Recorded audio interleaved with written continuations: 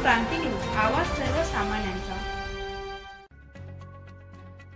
दिनांक 8 जानेवारी 2025 रोजी पोलीस निरीक्षक हेमंत पाटील यांना गुप्त बातमीदारामार्फत बातमी मिळाली की सदर गुन्हा हा मध्य प्रदेश राज्यातील आरोपींनी केले असल्याची खात्रीशीर बातमी मिळाल्यावरून स्थानिक गुन्हे शाखेचे पथक संशयित इसमांचा शोध घेण्याकामी रवाना करण्यात आले।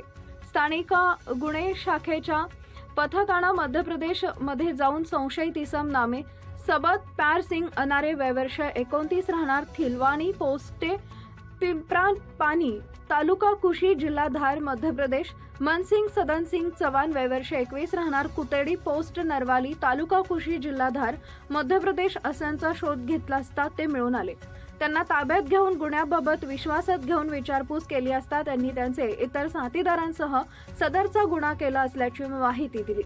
सदरची कामगिरी पोलीस अधीक्षक श्रवण दत्त एस, अपर पोलीस अधीक्षक आशित कांबळे, उपविभागीय पोलीस अधिकारी संजय महाजन यांच्या मार्गदर्शनाखाली स्थानिक गुन्हे शाखा पोलीस निरीक्षक हेमंत पाटील, पोलीस उपनिरीक्षक मुकेश पवार तसेच मुकेश तावडे, राकेश मोरे, विशाल नागरे, बापू बागुल, मोहन ढमडेरे, अभय राजपूत, विजय धिवरे अशांनी केली आहे।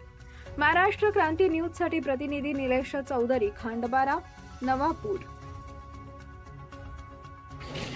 नमस्कार। नंदुरबार जिल्ह्यामध्ये 29 डिसेंबर 2024 ते 30 डिसेंबर 2024 रोजी पोलीस हेडक्वार्टर लाईन्समध्ये एक घरफोडी घडली होती। त्यामध्ये आपण नंदुरबार शहर पोलीस स्टेशन अंतर्गत क्राईम नंबर 764/2024 असा रजिस्टर केला होता आणि त्याचं समांतर तपास स्थानिक गुन्हे शाखाचे अधिकारी व अंमलदार यांनी केला होता।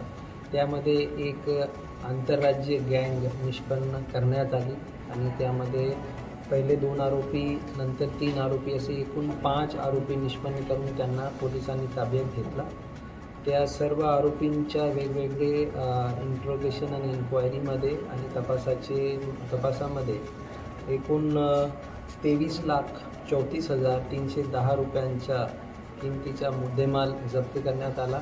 यामध्ये विशेष बाब अशी आहे की या 5 आरोपीकडून जी काही गँग ऑपरेट करत होती त्यामध्ये काही मध्य प्रदेश आणि काही गुजरातचे आहे, तर आंतरराज्य गँग आहे आणि यांचे जे काही यामध्ये काही असे आरोपी आहेत ज्यांचे शोध बाकी राज्याचे पोलीस चालू तपासामध्ये करत आहे।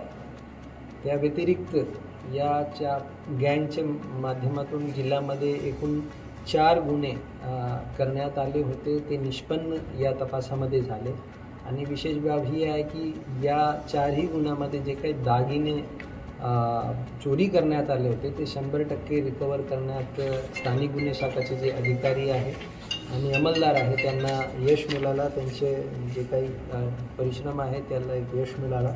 यामध्ये स्थानिक गुन्हे शाखाचे प्रभारी अधिकारी श्री हेमंत पाटील आणि त्यांचे दुय्यम अधिकारी श्री मुकेश पवार, त्याचबरोबर पोलीस हवालदार श्री मुकेश तावडे, राकेश मोरे, विशाल नागरे, बापू बागुल, पोलीस नायक मोहन दमदरे, पोलीस सिपाई अभय राजपूत आणि विजय धिवरे अशी या टीमची कंपोजिशन आहे। ते सर्व अंमलदारांना खूप अभिनंदन आहे आणि अशाच पद्धतीने पुढेही त्यांचं काम राहील अशी अपेक्षा आहे।